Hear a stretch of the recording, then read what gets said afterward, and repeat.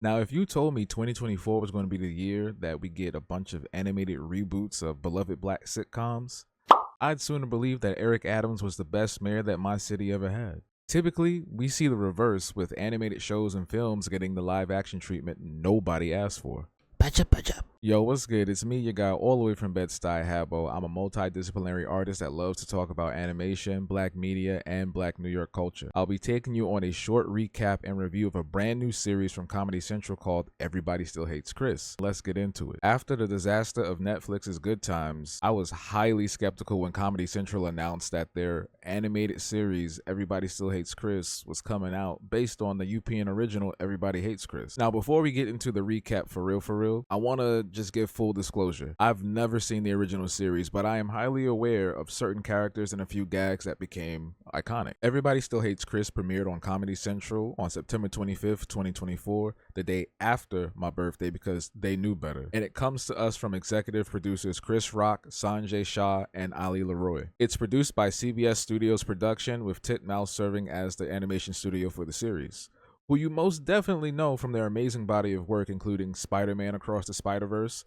Sovereign's Reign, The Boys Diabolical, and many other great animated films and TV shows. The odd thing is, you probably didn't even know this reboot was happening. Comedy Central announced this on the low and didn't really promote it until damn near the week of its release. That's worry number one. There should have been promotion across all platforms at least a month in advance. We're talking trailers, memes, snippets, something. I even made a video about this on TikTok. There was no details about the show outside of some of the original cast, including Terry Crews and Tashina Arnold returning. Worry number two is the art direction, which I'll get into a little bit later. I was concerned that a lot of people would be dismissive of the art style and not really give this show a chance off rip. All of this would build a skeptic in me. However, when I finally sat down to watch this alongside bestie and channel moderator Coco Queenie, I found myself pleasantly surprised. It's not bad. Everybody Still Hates Chris picks up exactly where the original series ends. As a homage and spoof of The Sopranos' own ending, the Rock family is sitting around a table at a restaurant waiting to see Chris's GED test results. As those exact results are being revealed, the screen cuts to black. And that's exactly where our reboot takes place. Turns out Chris failed that test and Rochelle yells out, "You failed! What? Boy, I'ma slap you in the animation!" Ow. Oh, good Lord. and one slap later, we're in an actual cartoon. I thought that was pretty funny and clever. A really great way to transition into this animated series. The premise of this first episode follows Chris after his GED failure and getting slapped into animation, having to go back to his old school, trying to avoid dealing with the shame of failing and also fitting back in for this brand new semester. There's a whole sequence where everybody in his neighborhood is disappointed with him, and there's a great visual gag where Rochelle is ripping down a banner at his GED celebration party that reads "Proud of you, Chris," but when she rips it down, it says "F you, Chris," which, that's pretty clever. It's funny. I thought it was funny. To try and compensate for his awkwardness and making sure he doesn't look raggedy on his first day of school, Chris gets some new clothes from his upstairs neighbor. A jacket that seems to have been lifted from a dead body, but it ends up looking pretty good on Chris. Unfortunately, people are still weird to him at school, from his teachers to his principal, Principal Morello, who is a quite odd character, and even his best friend Greg. Through a series of random events surrounding Chris throughout the school day, he is mistaken as a gang member of the Lowheads because of his fancy new Ralph Lauren jacket by a fellow student. And of course, it's happening because white people always make these dumb assumptions about us. So Chris decides to play along with the mistaken identity and use it to his advantage. It does end up working out for him with the entire school body now wrapped around his finger. Until he's called to Principal Morello's office and she expels him due to the assumption that he's in a real gang. He tries to hide it from his parents, but like with all black parents, they eventually find out. So they go up to the school, they press the principal, they actually stand up for him and get him bumped up a grade because when he failed the GED, he got held back. Which was not what I was expecting. I'm so used to animated sitcoms focusing on self-deprecation as if that's the only way to make people laugh. So I enjoyed how wholesome the main plot wrapped up. The B story involved Rochelle getting a new job so her and Julius could afford a new mattress. Turns out, through the temp agency that she applied to, she ends up working at Julius's third job selling mattresses where he's the supervisor. It's a cute little side story that wraps up pretty nicely too. Now, before I get into my notes about what I enjoyed, I do want to touch on one thing that bothered me throughout the 21-minute run: the character designs. With a team of great designers like Chris George, Paul Lazell, Cal Sarafolin, and Julia Shrednecki, I'm surprised that the show went in the direction it did. I'm not saying these character designs are terrible, but they're just not my cup of tea. It's something about the eyes and the nose that throws me off. We've seen this style before, and sometimes it does work out, but for this show, I just wasn't feeling it.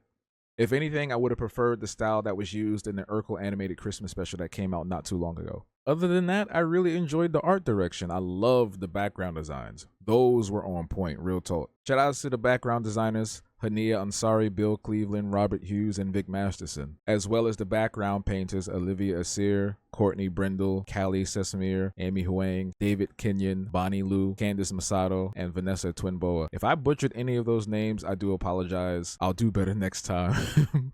But shout outs to both of these teams because y'all did y'all thing for real, for real. When it comes to the other things I enjoyed about the episode, it was chock full of great jokes, gags, and visual sequences.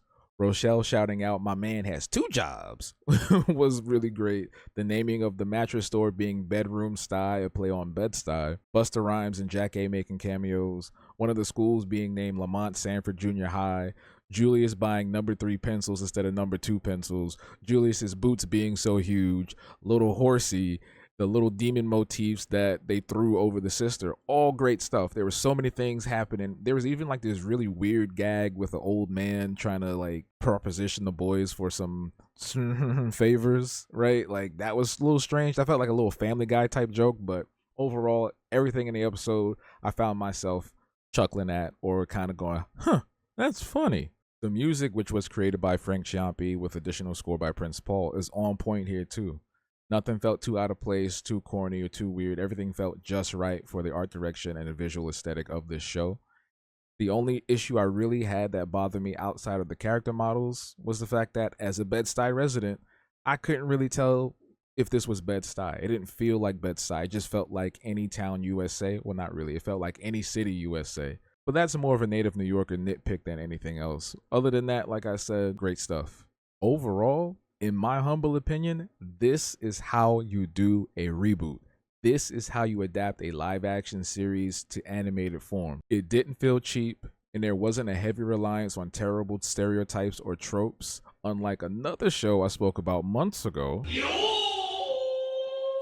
And I can definitely see myself watching this if I caught it on TV. It's funny, it's sharp, and I think they'll be able to do some really fun and wacky things that they couldn't with a live action cast. So if you're a fan of the OG series and you like cartoons, give this a shot. You never know. You might like it, you might love it. But if you've seen this already or you're still waiting to get on board, let me know how you feel about it in the comments below. Love it, hate it, still keeping your distance? Let me know. If you made it this far in the video, which you should have because it ain't that long, I want to thank you for watching and listening to me ramble about a really cool cartoon. Have you ever thought about how you can take this little platonic relationship of ours even further? Consider joining my Patreon. The Habtoons Patreon is the home for all my new and upcoming comics, videos, and other projects I'm working on. As a Patreon member, you'll get to see the development of brand new series such as my webcomic Sweaty Minds and get early access to new video essays, downloadable phone wallpapers, and even artist resources that can help you along in your own career. Patreon helps fund many of my projects that I'm developing,